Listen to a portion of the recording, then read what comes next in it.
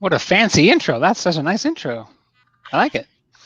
I like it too. How are you, friend? Hi, Katie. Nice to see you. It's good to Nice see to you see you too. Yeah, virtually. I know. This is the thing that we do though now, right? We've gotten very good at it, I suppose. I think so. The last time you and I probably, well, we saw one another in person briefly, but like I That think was the last nice. time you and I had a conversation was in this Yeah, format, right. almost a year ago, right? Yeah, and I think that the virtual thing is gonna, which we were forced to do because of the pandemic, is gonna outlive the pandemic and let us reach maybe more people. So that's not a bad thing. That is not a bad thing at all. So welcome everybody. We are Katie and Michael. We're here from Pink Umbrella Theater and Skylight Music Theater, respectively, and we're going to chit chat today about what's happening at Skylight. And I couldn't be more happy to be hanging out with you this morning, friend.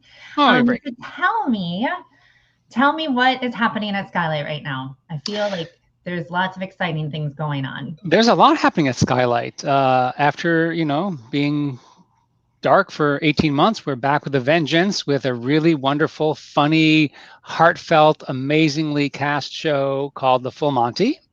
Popular musical, popular movie. And it's running through October 17th. And it's great. Audiences are crazy for it. It is the full Monty with all that means. But it's such a wonderful story because it's about coming together. It's about people who have lots of division and would never be found together in normal circumstances or conventional circumstances, who realize that they cannot be their best selves without working together and breaking down those barriers. And it's a brilliant book by Terrence McNally and a wonderful score by David Yazbek, both Tony Award winners, of course. So please come and see it. It's super fun. It's a huge cast of 20. We have 17 local folks who are amazing, and we have 3 out-of-town guest artists who are also amazing. It's a great time, and audiences are crazy for it. It's been really, really good.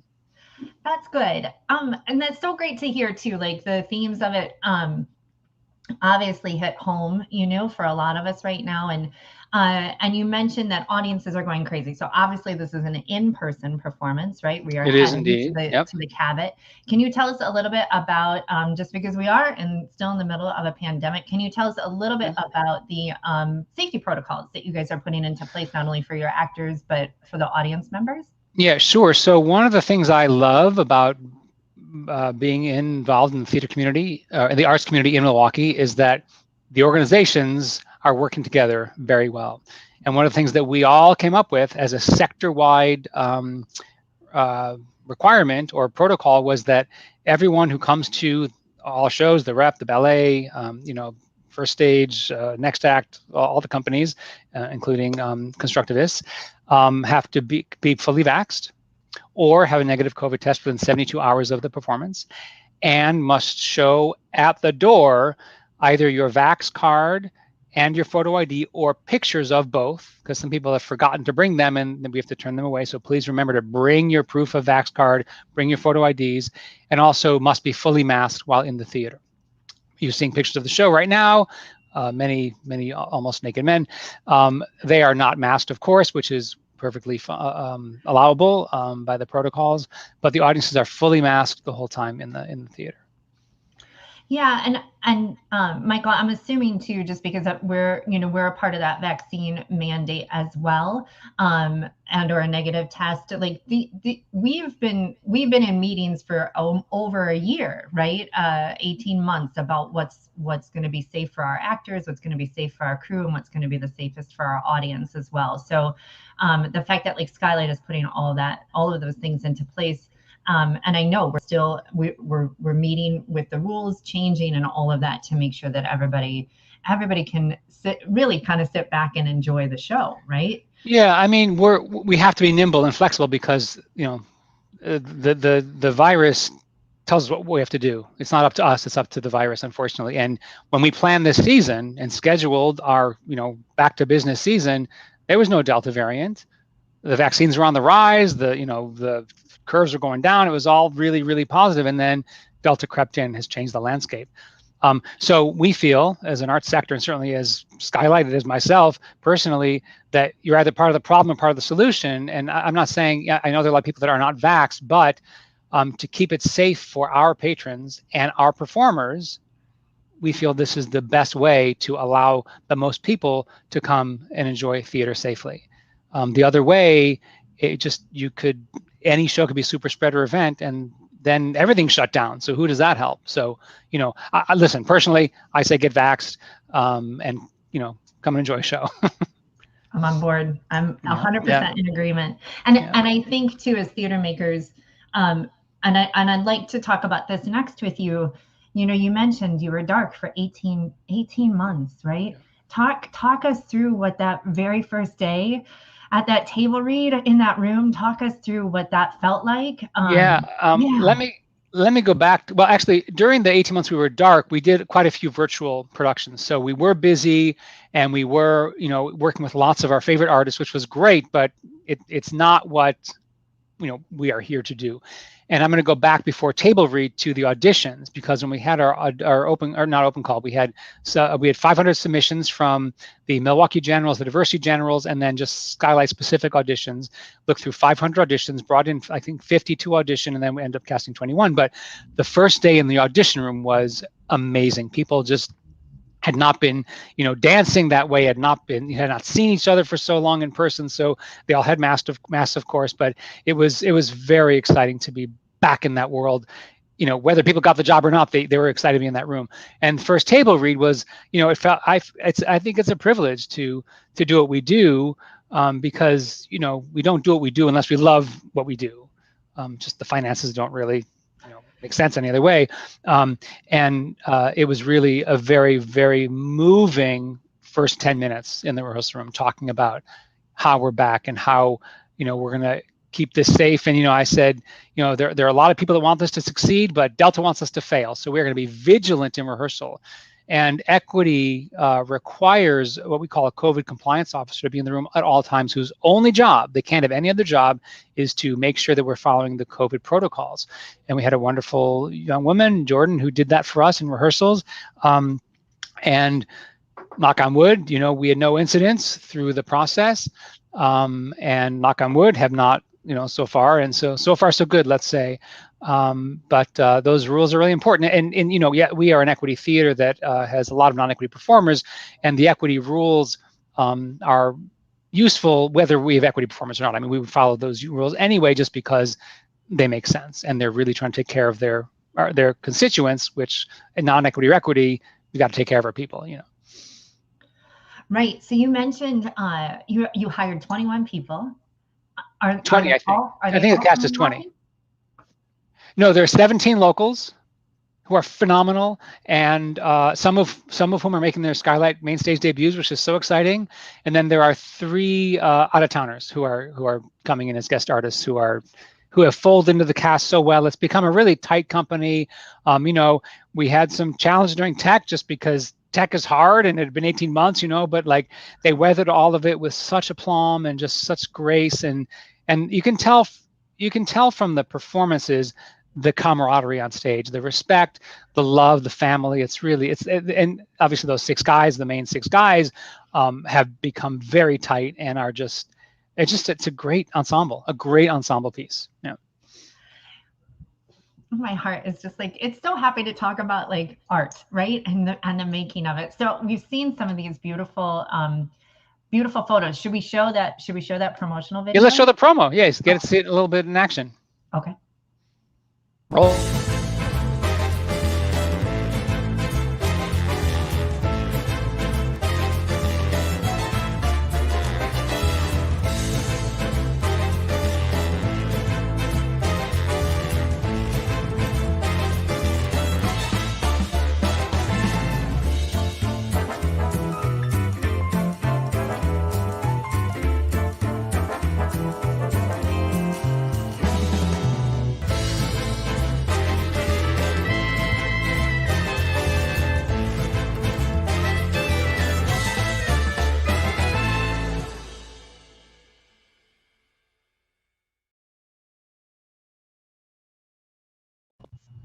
Yeah, thanks, Flying Lemurs and Mark Frona and our marketing team for putting that cool thing together.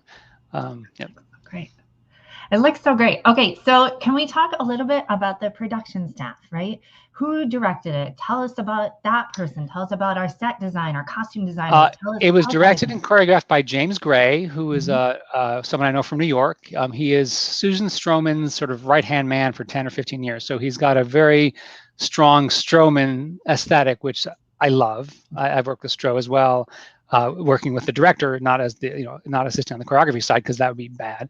Um, but he did an amazing job. The choreography is just fantastic. And there's so many huge numbers, so kudos to him for that.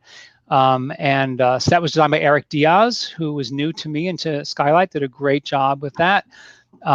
Costumes are by Shima Orens, our director of our costume shop, who is terrific and has many years experience here. And what else do we have? Lighting, another local, Noel Stolmack, who is just terrific. And, again, back after 18 months, it all came together really, really beautifully, really well. And Dave Bonifilio is our music director. He's conducting it, and he's just great, great, great. Brilliant. They, So, sound design, sound design. Sorry, Ty Fitzgerald, a New Yorker friend of mine who came in to do sound design, and he's great with this space. so fellow director to fellow director, it's all in the details, right? So for you, I know you didn't direct this piece, but like as the artistic director, kind of, heading into those rehearsals and watching it get put together, what were the details for you that you were like, yes, this makes theater, this makes this show pop? Wow. Well, I mean, a lot of it pops because the script has so much heart, and if you cast a show correctly, you have to do a lot less directing work, honestly, and the cast is incredible. So like you fall in love with these characters no matter what. Like if they just were up there reading the phone book, you love them. And they're doing a lot more than that, of course.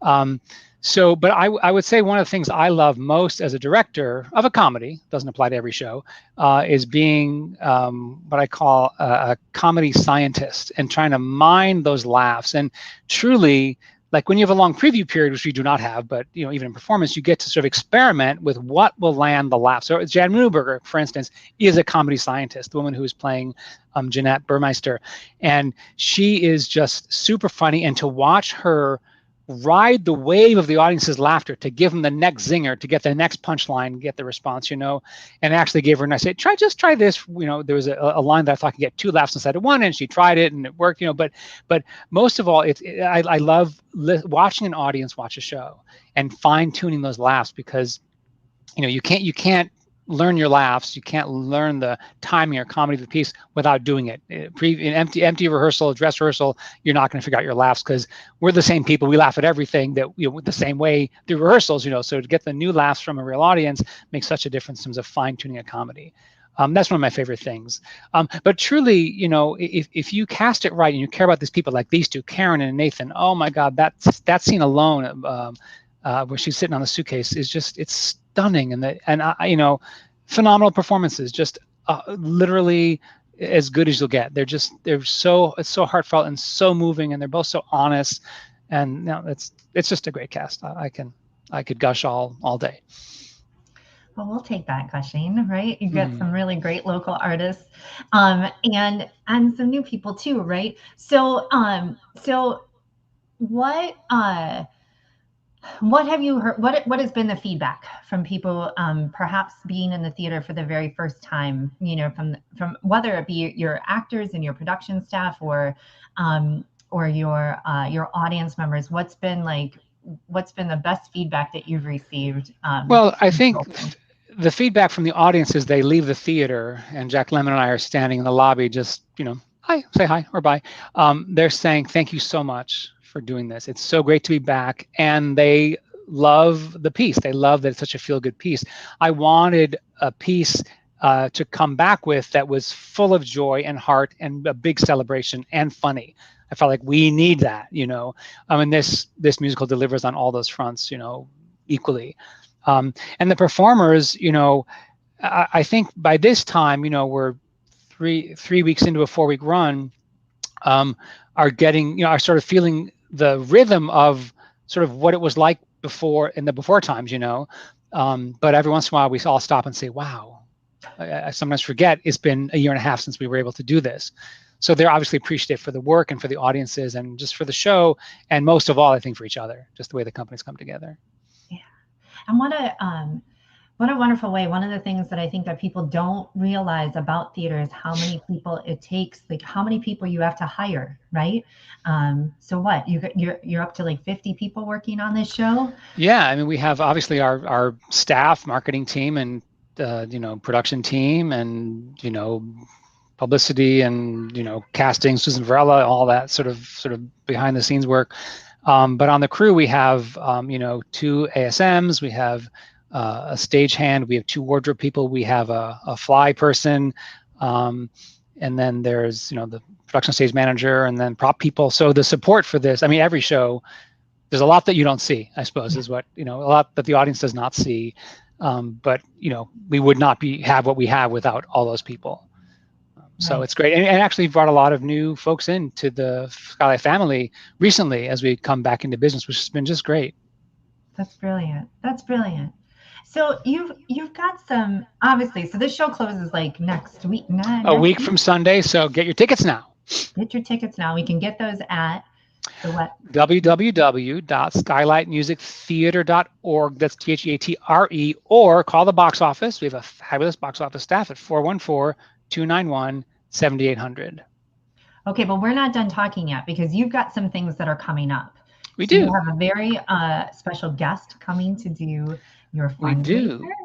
So on November 6th, Stephanie J. Block, who is one of Broadway's most sought-after leading ladies, is going to do our upcoming Skylight Night. We have an annual fundraiser every year, generally in the fall. And we had Kate Baldwin 2 years ago, and Stephanie's the next one. And Stephanie is a close friend of mine we worked together in a show in LA a long time ago, and we've remained in touch. And she was nominated for 3 Tony Awards and won one Tony Award for Cher. She played Star Cher in the Cher musical. She is spectacular. If you have a chance, just Google Stephanie J. Block. Her Tony speech alone will give you a sense of the kind of person she is. She's funny, she's warm, she's smart, she's fabulous. And then she did Wicked, she's done 9 to 5 and Pirate Queen, and she's got an amazing resume. I believe she was the first Elphaba in the readings of Wicked way back when, and she played Wicked on Broadway and on tour. She's just marvelous, and she's going to be singing her greatest hits. It's called Back in the Spotlight, and she's very excited to be doing what she loves to do again. So come support Skylight and see this world-class artist. There's Stephanie J. Block. There you go. See it. November 6th. So again, on the website or call the box office and find out. You can buy a table, you can sponsor a table, but do what you can do to see this woman. She's a world class. And where's the event? Where are you holding it? It's gonna be at the Women's Club of Wisconsin. Milwaukee. Oh, is that what it's called? Oh my God. Women's Club. Well, yeah, Women's Club of Wisconsin on November 6th. Starts at 5:30 with cocktails, and then concert at 8. And yeah, she's awesome, and she's just so funny. Oh, and this is brand new. So her husband, Sebastian Arcellus, is known for House of Cards and Madam Secretary, and he was in Wicked. He's a pretty big TV star now, but he did tons of Broadway beforehand. Turns out he's coming with her, and she said, I'm dragging him up on stage to do a couple duets, so give me an extra microphone. So Sebastian Arcellus, who is another fabulous Broadway guy and TV guy, will be performing with Stephanie. So you're getting 2 for the price of 1 here, which she just told me yesterday, so I'm very excited about that because I directed him in a show also once. He's a wonderful guy. And then we start Little Shop of Horrors, where we start rehearsals on Katie's favorite show, apparently, very soon, and that opens on November 19th and closes on January 2nd. Little Shop of Horrors, a phenomenal all local cast, wonderfully diverse cast, super charming, sweet, beautiful people. We had started that show about a year ago and got shut down the second time we had to shut down. But we're back up and running with the same cast, and just it's another great group of people, and a super fun show, and great score, and a good time. Okay, well, if your Seymour drops out for any reason, that's the role that I've always wanted to play. Good to know. You're on the list, Katie. Thank you. Put me down. I will jump in. I know all of the words. Yeah. So Kevin Sievert is playing Seymour, and he's pretty marvelous, and I don't think he's planning on dropping out. But I'll let you know if he does. Okay. All right. I'm your backup gal. I got you. I got you Good to know. covered. Good to know. And you're directing that piece? I am directing that piece, yes. Yep. And Okay. that's actually, I guess, my first main stage directing assignment here at Skylight. I, how is Even that though I've been even here for 2 years. possible? How long have you been AD? Well, I've been a artistic director for 2 years, 2 years and a month. And at 6 months in, the pandemic hit, and I was, we didn't do anything for a year and a half. Now, when I first got here, Ray Jivoff, my predecessor, had scheduled a fabulous season and cast it and staffed it. So I sort of oversaw those productions, but I did not create them or cast them or hire those designers. So this is my first official season, but I'm starting my third year. That's crazy. It's crazy. But something, I'm fortunate. I'm working in the theater, doing what I love to do with great people in a really cool town. So I got no complaints at all. No. Yes. I mean, I understand that timeline, but it also seems very uh otherworldly, right? Like all at the same time. Yeah, but it is the world we're in. So It is. And last year you produced how many virtual shows did you all do? I think we did 5 or 6. I've done 8 or 9 altogether.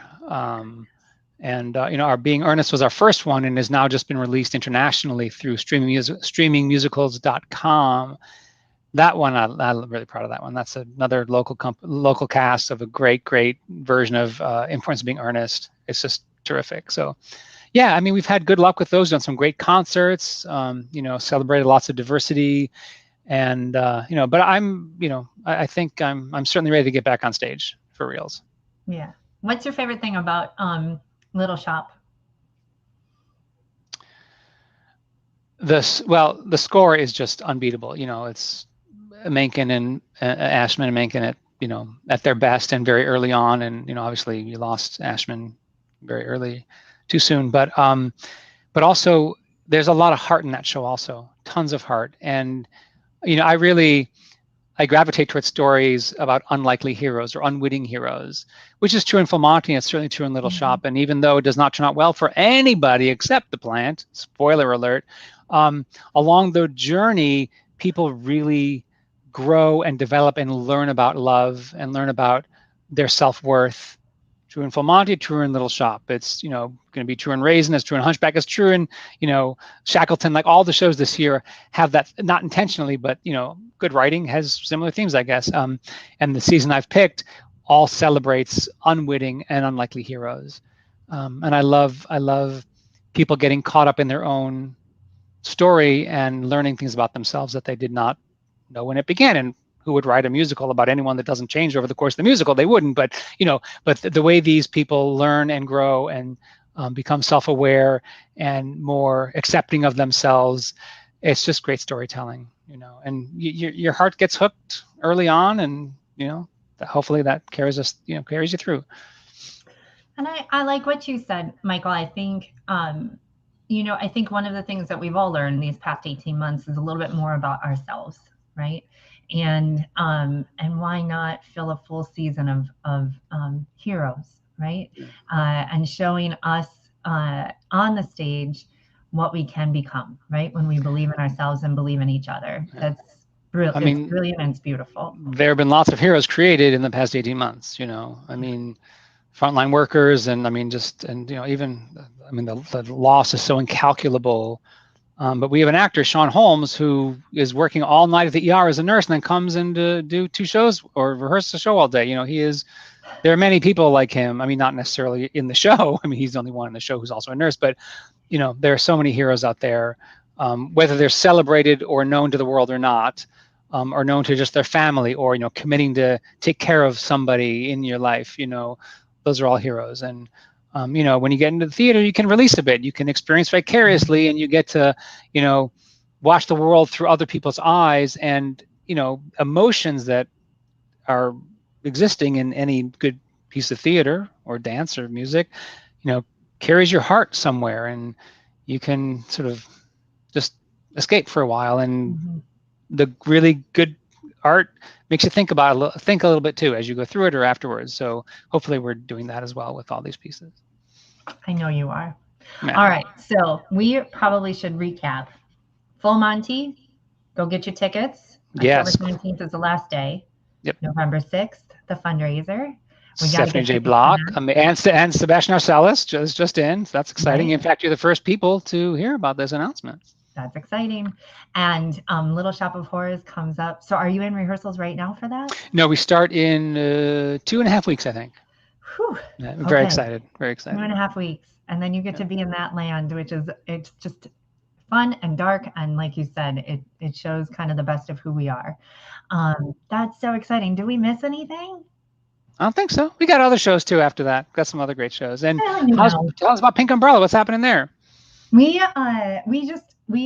just kicked off our annual fundraiser. The Silverstein Family Foundation issued a matching gift. So all funds raised up to $10,000 between now and Giving Tuesday get matched dollar for dollar, which is super exciting for our Hey, very small company, and it is needed and necessary in the city for us to keep doing what we do with our community. So thank you for asking.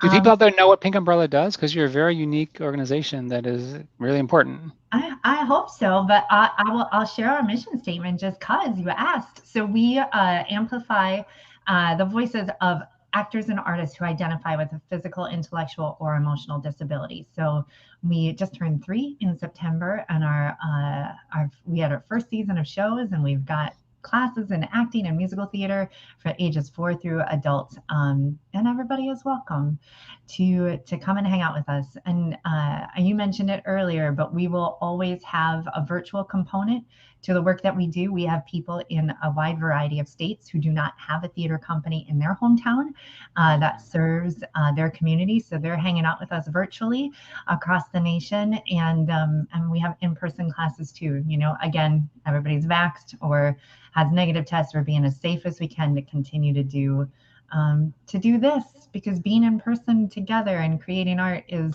magic. It's just magic. Speaking of And magic, I've seen Katie in action working with some of these kids, and it is magical. It really is, and really important work. You know, they're a community that I think maybe doesn't get celebrated in this way, and you give them these opportunities. It's just phenomenal. thank you. That means a lot coming from you, my friend. I appreciate that. Sure. All right. All Thanks. right. Yeah. Thanks for hanging out with me this morning. My artistic Sure. heart is full. I appreciate it. I appreciate Jamie it. Lynn, what's next? Talking about art. Hey, Jamie Lynn. I don't know. You get to go. I'm just here listening to the experts and making me feel like the kid who sits in the back of the class picking her nose, and that's Good to know what you've been doing the past half hour. No, you both are doing just wonderful, amazing things for the community, and I am huge fans of both of you. So, and I'm still trying to get my my team building exercise of bringing the cast of Wink over to Full Monty. So I'm thinking Do it. We have to do that next Friday. Great. It's just one of those days of like, you just keep putting it off and putting it off and putting it off. And we're gonna do it. So, good. But everybody was game for it. So we're gonna. Oh, good. I'm so glad. We're gonna do the thing. So thank you so much for coming on today. I will, of course, will be in touch about you hosting next week. Oh, me? Oh, is it relay time again? It's that time again. Okay. It's that time again. But thank you, sir, and talk more soon, yeah. All right. Bye. Bye. Yeah. What do we do now? I mean, there are a couple of other things that we can talk about. I mean, I'm always here to talk about your stuff, but you already took care of that, and just a few other things because we had a whole bunch of stuff, and then now we're in that dip of when people are doing the rehearsal thing, and then we'll shoot back up again of a whole bunch of stuff that's happening. But for this moment in time, Milwaukee Opera Theater opened their home cooked cheers. I mean, I love Joanna, obviously, and I think the work that they do is so freaking cool. It's just cool. The outside of the box, and fringe opera. I mean, come on, you know. But this project, so interesting. They've been working with the Decameron. It was supposed to be like a pandemic thing, and they just have all enjoyed working together so much, all of these opera companies from all across the country, that they now have a new project that's they're premiering episodes all the time now, so you can go to the MOT Facebook page, and they are promoting these episodes. Theirs premiered last week, and what it is it's a spoken word opera. Hear me again, spoken word opera. If that's not effing cool, I don't know what is. With text by Britt Nicole. We had Britt on a couple weeks back. I have to post her full interview because she's just an awesome artist, and Milwaukee is lucky to have artists like this. And music by Miss Lotus Funk. Together with staff and volunteers from Milwaukee's Trickle Bee Cafe, they explored what it means to operate a pay-what-you-can restaurant from the center of a food desert, revealing how simple acts of generosity can transform a neglected building into a thriving hive of connection and community. I mean, heart explode. Just, there is like goodness all over all of that. And so, you know, please check that out. You can go to Milwaukee Opera Theatre.org and learn more about that, and that will show through the end of the year. So I will be promoting this through the end of the year because that's just some real cool shit. Then we also have Danceteria from 53212 Presents, which is also like, the amount of super cool organizations that Milwaukee has is just, I mean, it's so great. The amount of organizations that are interested in providing new opportunities for the community and doing things outside the box and making things accessible to every single person in Milwaukee and Milwaukee, the greater Milwaukee area, to make everybody feel welcome and make everyone feel awesome. So great. Please check out just everything you see here. The 53212 Presents is their goal is to work within the 53212 zip code and increase access to creative products. And this Danceteria is from 10:30 a.m. to 12 p.m. on like Sunday morning, so it's kind of like church for some people. And DJ Alan Russell just does a whole bunch of cool music, sound things, and you can dance and just enjoy the vibe and just feel good. And they have been doing those both in person and virtual. So check their website and just whatever you're comfortable with. And it's 53212presents.org. Sunstone has a whole bunch of stuff happening. And so this again, Sunstone is the new venue. They're just an arts facilitator that took over the off the wall space right across the street from Milwaukee Rep on Wells. And so they are just cranking out collaborations and this in new work, which is always important. And this is from Michael Lucchesi, and it was written and produced by him, and then directed by Tim Keitzman.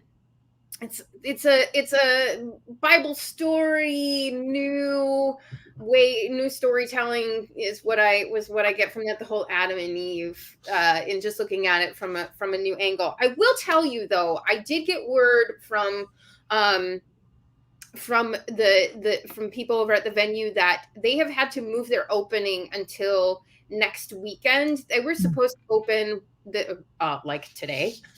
And they've had to move it to next weekend because they have a COVID situation on their hands. It's a close contact of one of the cast members. It's not one of the cast members themselves, but this is the reality of the situation that we're living in. And so this is your reminder of how tenuous of a situation that we are in. If you have the ability to get vaccinated, please just do that. Mm-hmm. I mean, I know that other people are super nice about it and everything. I have very thin patience as it is. Everybody knows that. And so I will just get vaccinated. If you have the ability to do that, do that. I come from a particular place where, who my daughter is very tiny and special needs and disabled, and we don't know how it would affect her. And so I'm in a particular situation where I don't have a choice. I don't get to just be like, maybe I'll do it. Maybe it was one of those things of, nope, we're going to get it. She's going to get it. Husband took a little bit longer, but he got it. And so please just go, because we are working hard to bring our art back to you, but there is a chance that it can get taken away again. Mm-hmm. So please help. Please get vaccinated if you can. And as always, the one last thing that I always like to say is please go to imaginemke.org/act.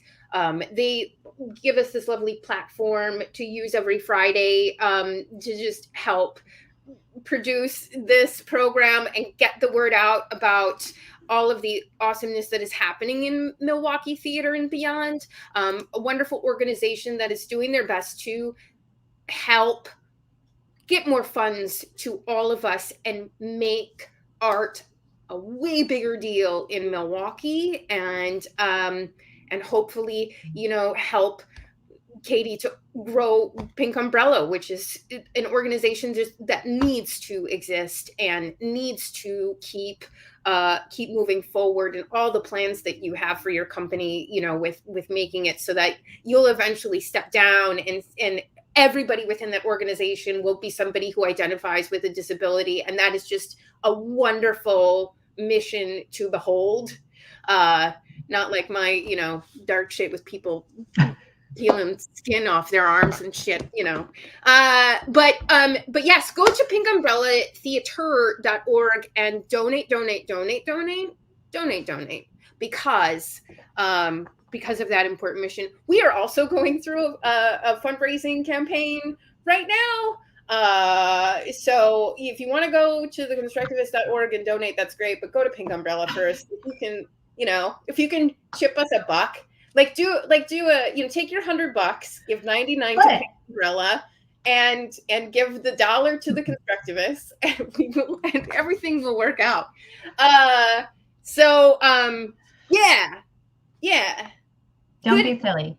Good. You and I sit in a lot of meetings, right, throughout the course of the month in this city. There's so much good art, good people making art in a wide variety of ways. And when you support one of us, you're supporting all of us. Like that's just how it has to go, right? Like, and that's because real. We're supporting each other, right? We're there for we've been there for one another since March of 2020 and prior, and we'll be here for each other beyond, right? And we are doing everything we can to really, obviously this program amplifies what's coming up next in this city for theater.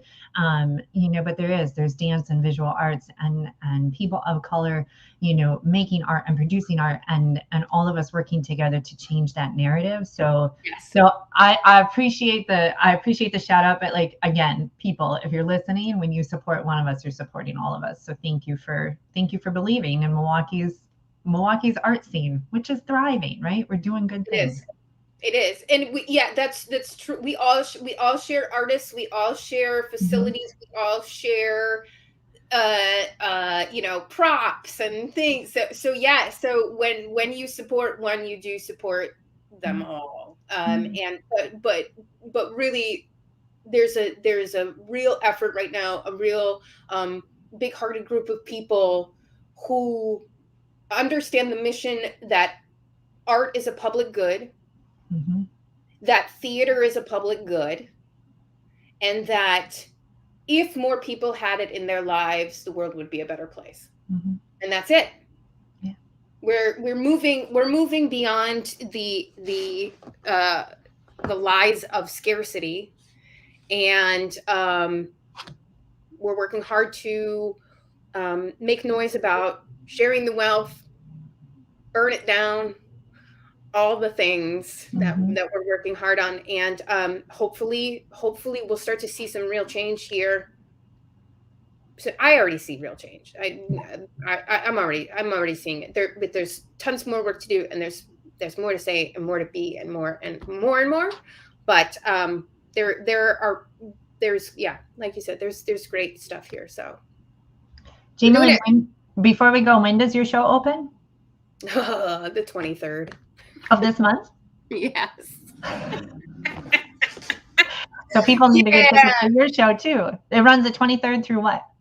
The November 6th. So people can either come and see Dark Dirty Things or go and see Stephanie J. Block. That's what they can do.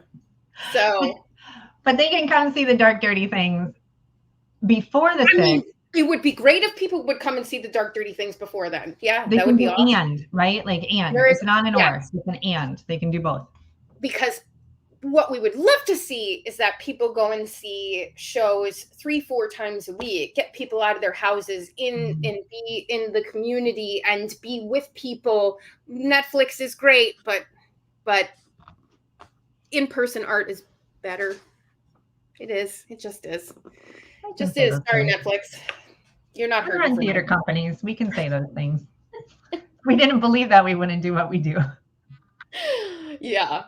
So yeah. So but I'm actually going to come on here and try and bring like Ekene and Rebecca and any other artists. I know like Matt Scales works during the day, and so does Jamie Jastrab, and so we'll bring the young kids to talk about the show, and try and get them in here and talk about Wink on the 22nd, the day before we open. So I will be super chill. Mm-hmm. And keep telling yourself the actors will still love me. They will be feeling great about themselves. And we'll talk about that in 2 weeks. Awesome. But hopefully Michael Unger will be back next week, trying to talk to some people at Sunstone about getting them there. Otherwise, we will have somebody else. Somebody else will always have a thing to talk about, because that's what we do here on You've Got a Thing. And so we'll see you next week. Thank you so much for coming. Thank you, Katie Cummings. You are an awesome human being, and everybody should know and love you. And we'll talk more soon on You've Got a thing.